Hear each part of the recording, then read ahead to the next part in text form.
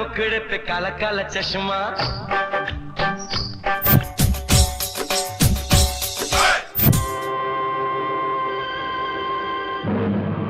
ये क्या तुमने तो अभी बच्चे को मार ही डाला था इतना भयानक बच्चा Skin color, something that has united us and divided us for millennia. It's one of the first things you see when you look at a person. It defines races, ethnicities, even individuals. While modern notions around race and ethnicity are just that, modern, skin color is something that has always been relevant. Nowhere is that more true than in the Indian subcontinent. India is one of the cradles of humanity, a land of infinite diversity and thousands of years of traditions. People across the subcontinent look drastically different, but there's always been an idea of India since ancient times. Despite being of so many different colors, both outsiders and insiders recognize an idea of an Indian. Many Indians can tell you how diverse these colors are even in their family. The light-skinned brother, the dark-skinned sister, the generic brown dad and mom, all this is fairly common. But today, only one set of shades are really admired in India, light-skinned ones. And it's been like this for a while, but not always. For me, I've always been conscious of my skin color. I was light-skinned for Indians, but a bit too brown for Americans. More importantly though, was the day I noticed a snow-white splotch on my knee. It started to spread slowly but surely. I was then diagnosed with a condition called vitiligo, where my own immune system attacks the melanin in my skin. Each day I saw what made me Indian chip away. It's probably the reason why I'm so interested about India today. But anyways, enough about me. This is a tale about us. This is the story about a people who used to worship black gods, but ended up worshipping white men. This is the history of colorism in India.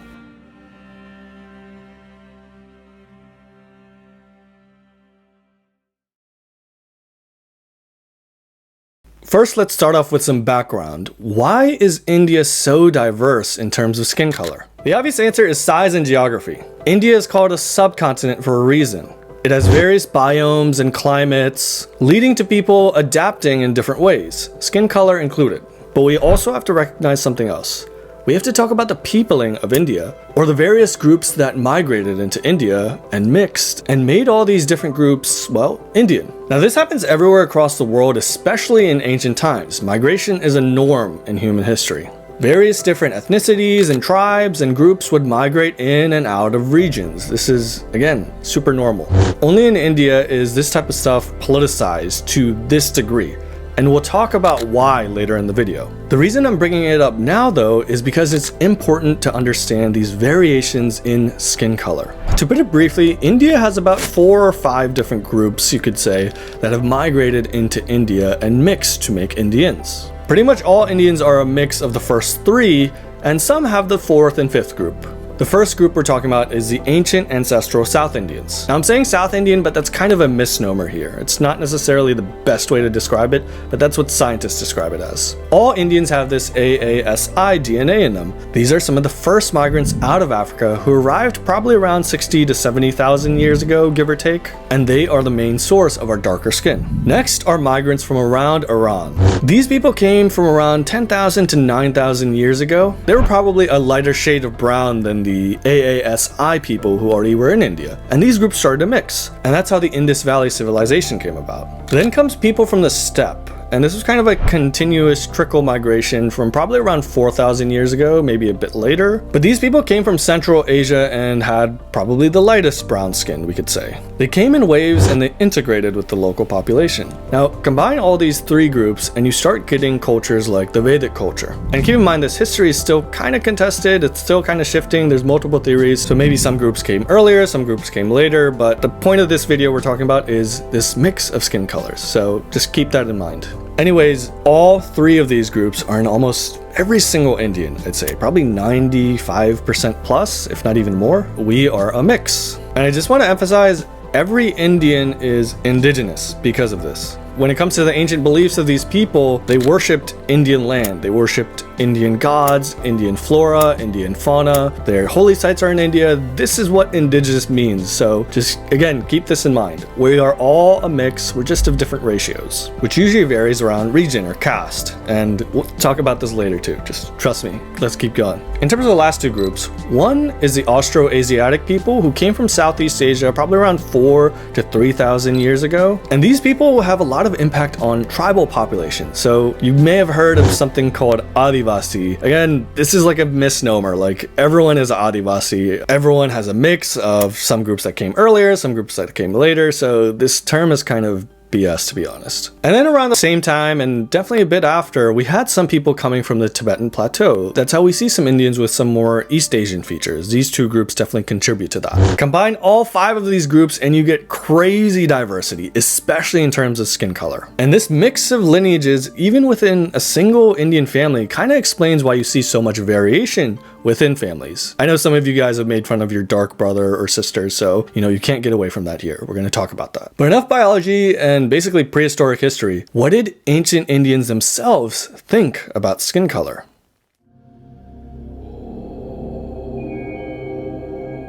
We first start with the Vedas. Now, most people will probably start talking about Varna or how it's equivalent to color or something like that, but this is kind of a stretch. This is kind of like another politicization that we're talking about here. It's not exactly how it was. Varna is an ancient word for caste. Now, in some commentaries, you will see some colors associated with, say, white for Brahmins, red for Kshatriyas, yellow for Vaishyas, and black for Shudras. And while you can say maybe this holds up to skin color, you'll start to understand why it does not as we start going through the scriptures. Color in the Vedas is a very special thing. It is used primarily for symbolism, and sometimes people kind of misinterpret this. So you'll hear things like, oh, people have golden hair or shining red hair, then golden eyes, golden skin, shining bright white. And this is mostly to do with metaphors for the sun or fire, or generally describing like a fiery or sun-like aspect to people. Keep in mind, we have geographic descriptors of the Vedas, and this is all in India, and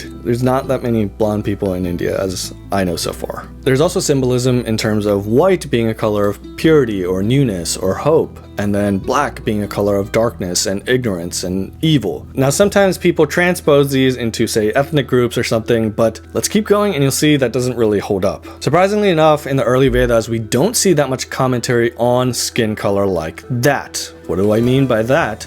Now let's go to the Upanishads, which is the end of the Vedas. The Upanishads are very difficult to date, but we could say most of them, if not all, are probably pre-Buddhist. So at least 700 BC plus. Earlier than that, maybe going into the thousands, maybe earlier. That's not the point of this video. We're talking about skin and not like a Neutrogena commercial or anything. Although if you have a good skincare routine, comment in the description below. I really need to know as well. Anyways, the Upanishads are important because they describe skin color in a lot of detail and for very specific purposes, and they give us some inferences. They tell us about the culture that we are researching right now. They tell us about how early Indians thought. Now I'm going to give you 3 very important verses, and this is in the Brihadaranyaka Upanishad. The first one is, if one wishes to have a fair-skinned son who can master one Veda and have a full life, the mantra recommends rice with milk and ghee. The second verse describes if one wishes to have a brown or tawny son who will master 2 Vedas and have a full life. The mantra recommends rice with yogurt and ghee. The last one, and the most important verse, describes if one wishes to have a dark-skinned son with copper eyes who will master 3 Vedas and live a full life. This mantra recommends rice cooked in water, eaten with ghee. Now, do you get what just happened here? This is going to be the crux of the entire video. The verses are in ascending order of merit or austerity required to get a child. Now, this last child, the dark-skinned one with coppery eyes, it's kind of a weird description, isn't it? He's a special one. But why this emphasis on this skin color? Why is it so special? And does that mean that the Vedic people actually preferred a dark-skinned son or dark skin itself? Now is when our journey really begins. This verse is a reference to Lord Vishnu. The description of him having dark skin and red or coppery eyes, probably some type of, lighter brown eyes, that is considered the ultimate blessing. Dark skin was not a shame, it was a gift in Vedic India. Ancient Indians revered dark skin.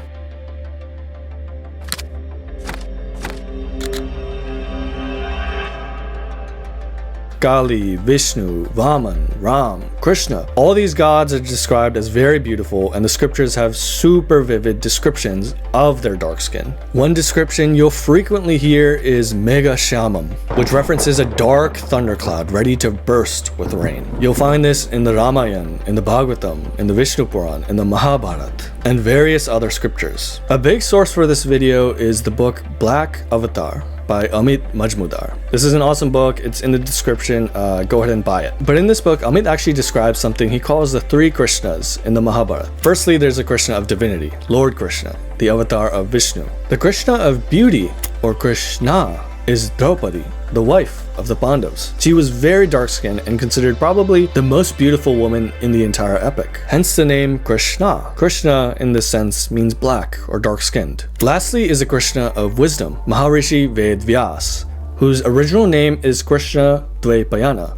Dvaipayana because he was born on an island, and Krishna because he was very dark-skinned. Again, also an avatar of Vishnu. At this point, you can kind of see that stigma around dark skin is not an ancient Indian thing. Ancient Indians actually liked all skin tones. Shiva and Parvati are noted for their very light or white skin, white as camphor, a type of mineral that's very white. Balaram, frequently paired with Krishna, is also light-skinned. Now this is kind of a theme. We see this with Vishnu and his great devotee Shesha, or this white, multi-headed great cobra. We'll see this with the sages, Nar being light-skinned and Narayan being dark-skinned. We see this with Lakshman being light-skinned and Ram being dark-skinned. It's kind of a beautiful juxtaposition or dichotomy that we see in Hindu theology, where we have this light-skinned devotee and dark-skinned god. Of course, we have these goddesses like Radha, Sita, or Lakshmi, who are also described as golden skinned. Same thing with Lord Buddha, who's described as very golden hued. And there's sometimes variations between descriptions, especially with the gold and the fair skinned people, but the dark skinned people are very prominently dark skinned. My point is, ancient India had a unique acceptance around almost all skin tones. I'm sure there was some, internal variance between certain regions and areas and groups and time, but overall we see in these scriptures a wide acceptance of different skin colors. That's unique.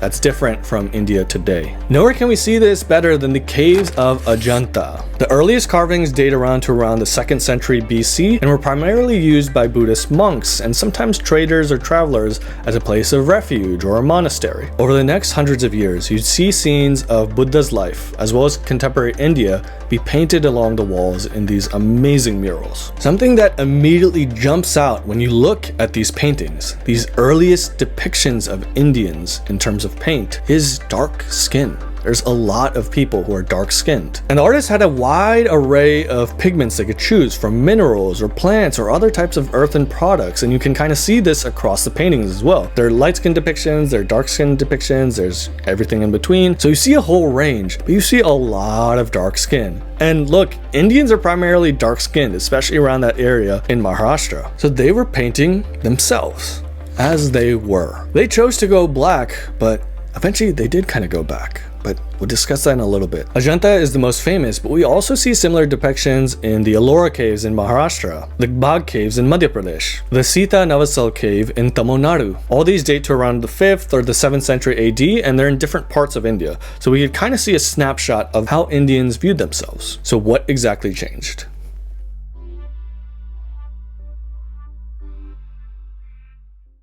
Well, most people skip around 1,000 years at this point, if not more, and go directly to British colonialism. But we're going to be a bit naughty. We're going to wade into controversy and something we're not supposed to talk about. We're going to discuss the truth. In 711 AD, we see the first Islamic invasions into India, and that is the Arab invasion of Sindh. Now, this isn't that significant territory-wise. The Arabs would be promptly stopped thereafter, and their expansion into India would kind of be mute. We wouldn't see further invasions from Muslims until much, much later. The reason I bring up the Arab invasion, though, is this is kind of the first interaction of the Islamic world with the Indian world. We'd start to see Arab merchants and travelers going into India more so. You'd see this in Arab writing about Indians in kind of a backhanded compliment type of way, even though they were pretty effusive in terms of praise early on. What do I mean by this? Well, early Arab visitors or merchants or traders would praise Indians for their wisdom and their knowledge, but they were kind of surprised that these people were so dark-skinned and knowledgeable. Remember, Arabs practiced a slave trade that was connected to Africa, so they kind of had a negative connotation when it came to dark skin. And to be fair, people in the ancient world did have stigmas around skin color. where India may have been a bit exceptional here, but other regions did seem to have this type of stigma. And, you know, it's the ancient world. We don't need to be PC here. They believe what they believe.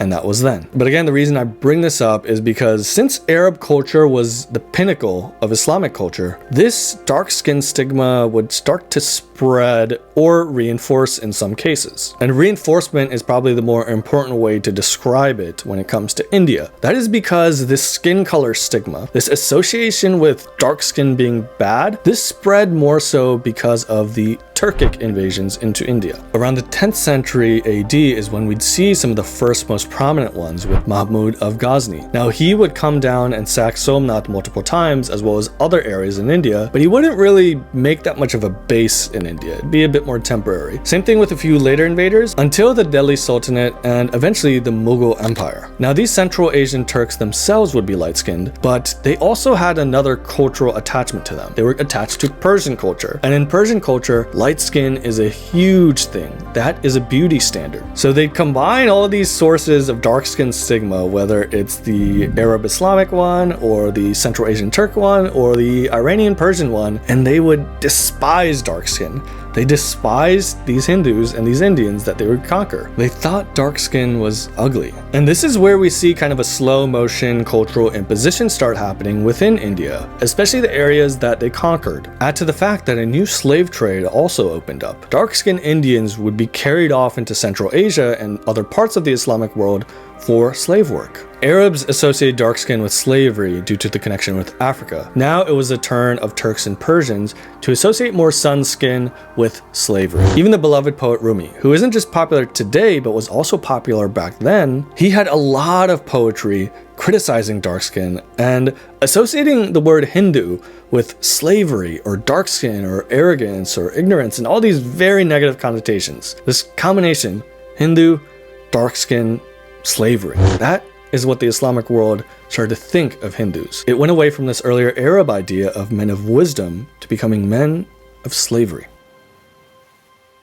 Rumi wrote Persian poetry, and Persian was the lingua franca of the Indian Muslim elites. So you start to see this dark skin stigma spreading not only across the Islamic world in the West, but also within India in the East. And this also started to rub off onto Hindu elites who were working with these Muslim kingdoms. When you start to see art coming out of Islamic India, you notice that skin is starting to get a lot lighter. The dark-skinned people are being dropped. They're absent. They just stop existing in many cases. And again, this would leak into Hindu artists as well. They were part of the same elite culture in many cases, so they would be patronized to paint light skin. And this is how Indians started to see themselves a bit differently. This is when the shame starts kicking in. But beyond art, we have to start looking at the real world as well. How did the Delhi Sultanate organize their empire, and what kind of hierarchy did they do? When it comes to their upper echelons, the historian Minhaju Siraj notes that the nobles and servants of the state were all Turks of pure origin and Tajiks of good stock. Even converted Indian Muslims would face a banyan ceiling in the Delhi Sultanate's administration simply because of their ancestry,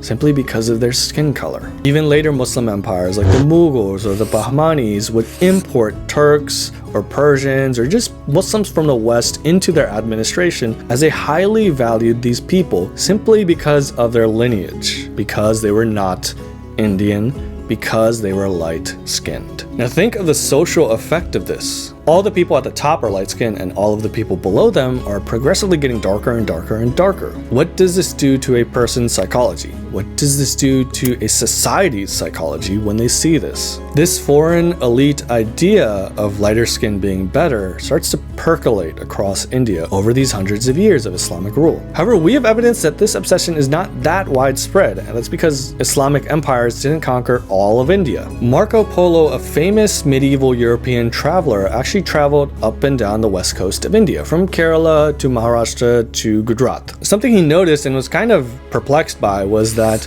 the people liked dark skin. They tried to get darker skin and their gods were black, as he described it. On the other hand, they saw white skin as kind of like a devilish quality, while dark skin was seen as a godly quality. And even when you zoom out during this time period, this was the age of the Bhakti movement. And who were some of the biggest gods that this movement was centered around? Of course, Ram, Krishna, and Vishnu, the Dark Lords of India. An explosion of poetry came out praising Ram and Krishna's thundercloud dark skin that was reminiscent of a blue lotus or deep blue ocean. The iconic dark blue skin starts to arise here. Now, on one hand, this might be because attitudes started to shift around really dark skin and people didn't like it. That definitely might be true, but the symbolic angle is also here. Either way, one can kind of see this as a societal pushback against this new beauty ideal, the embrace of dark skin over this new imposition of light skin. But anyways, back to the Europeans. Marco Polo was only one of many European travelers and explorers, missionaries, and merchants who started to trickle into India at this point. Over 1,000 years earlier, the Greeks came to conquer India, but they couldn't really cut it. Rather, it was time for trade, both in goods as well as information. In terms of descriptions of how they looked, they said the North Indians looked like Egyptians and the South Indians looked like Ethiopians. They just didn't have woolly hair. Their words, not mine. And this early European contact with these Greeks and even some Romans was fairly positive because of this exchange of ideas as well as riches. But as time went on, and especially after the Middle Ages and into the age of exploration and colonialism, things started to change.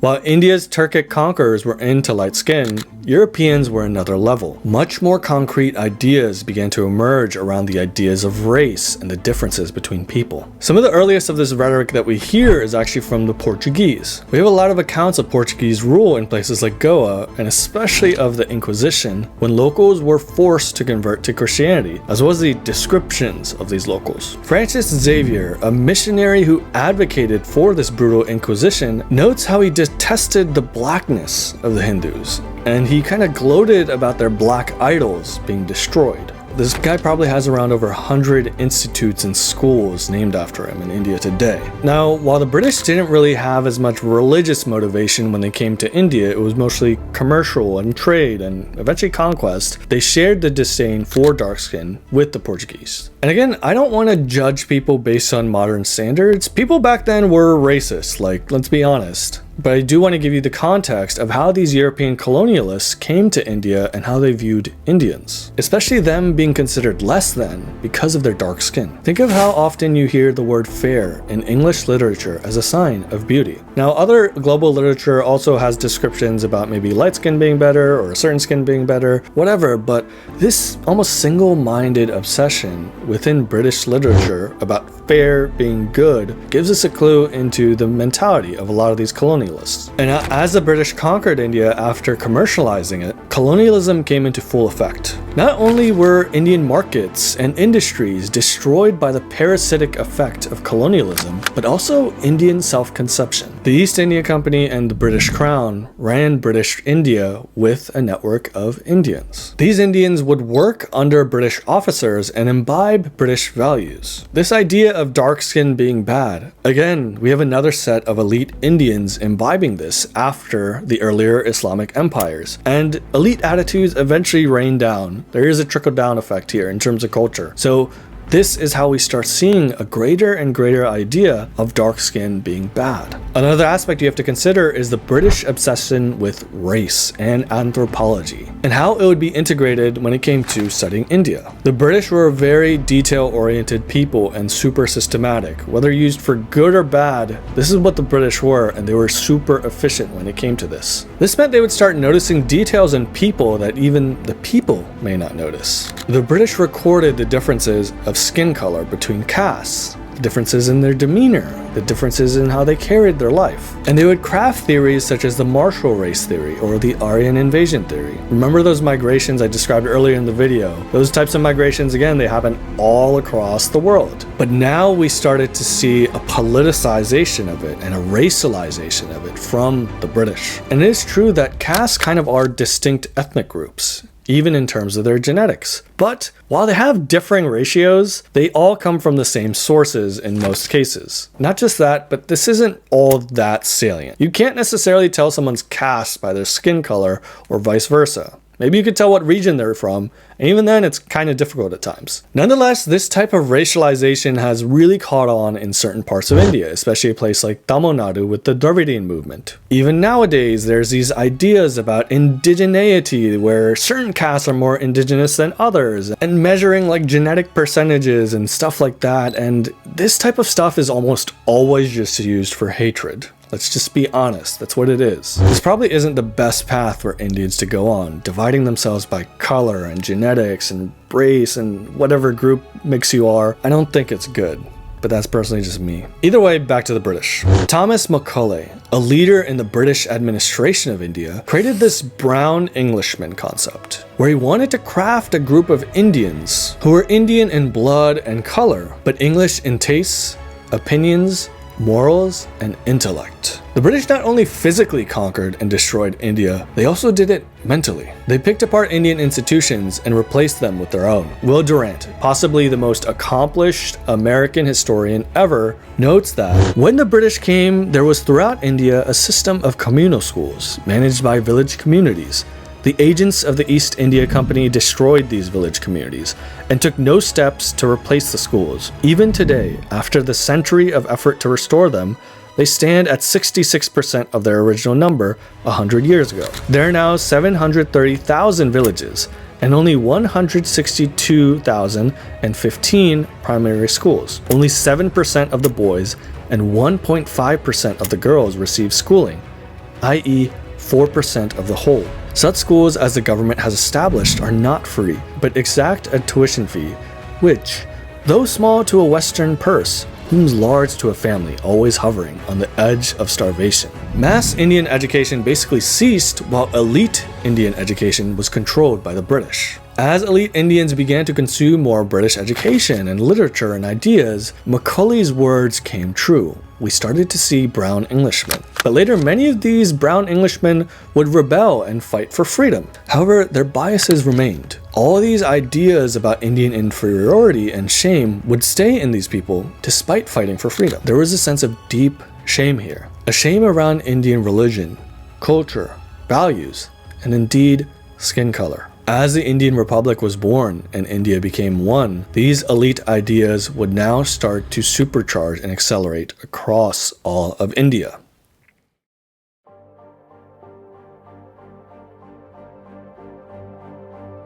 Many of the first producers of early Bollywood actually came from northwest India, a lot of Punjabis especially. And most of these people were light-skinned and or into this brown Englishman type of concept. An obsessive amount of effort actually went into making these light-skinned Indians even more lighter with, say, lighting or makeup. This standard of beauty would then spread across India as Indians went and still do kind of go crazy for films. But a consequence of this is that the Indian masses actually started to hate themselves and their skin color. They didn't look like the people on screen, and this isn't just about facial features or anything. This is about, again, their skin color. One interesting manifestation of this in the Republic of India's history is secessionism. Separatist movements in places like Kashmir, Punjab, or Northeast India, a lot of their foundational thought about why they are separate is related to their light skin, their whiteness. While they'll speak about freedom and human rights in the English language, when they switch to local, a lot of it is just talking crap about Indians because they're dark skinned and how much better they are than other Indians because of their lighter skin. The colorism and ethnic supremacy angle of these separatist movements is integral. It is foundational. Their separatism ultimately rests on the fact that they don't like being considered Indian. They don't like dark skin. Now, attitudes around skin color still persist in India, even though I do think it's gotten better today than in the past. Images of gods and goddesses, especially in terms of acting roles, rarely feature this type of dark skin that's described in the past, this mega shaman. We usually see actors with lighter or wheatish tones at most. I think this is starting to change though. India is undergoing a massive transformation in how it views itself. It's self-conception, as we talked about. There is an idea of India throwing away this 1,000 years of humiliation or shame or slavery and embracing what it actually is, embracing its ancient roots and embracing its indigeneity. There's a pride in being Indian that's different than it was in the recent past. Some may call it nationalism, some may call it patriotism, some may call it indigenous rights. Whatever you want to call it, Indians are changing how they view themselves, and it's mostly in a positive direction. Indians are beginning to look themselves in the mirror and not look away in shame, rather embracing who and what they are. This is a new India on the horizon, and it's filled with new Indians. Proud, unapologetic, and aspiring. And honestly, I don't think this change is simply skin deep. And like I told you before, once you go black, you don't go back. Thanks everyone for watching. This is Akshar from The Emissary. I've tried some new editing techniques in this video and maybe a bit cooler lighting than I used to do. But do tell me what you thought about the video. Make sure you comment. I love when you guys give me questions. I try to reply to almost every single one. So don't be shy to share your thoughts. I love it when you guys do that. And it's also really good for the algo. Speaking of, do like, share, subscribe, everything I'm supposed to say. I want to really get this channel going. I want to start publishing more. I want to make better quality, more quantity, and really just give a different take on India than what you may usually hear. Anyways, thanks again everyone. Have a good one.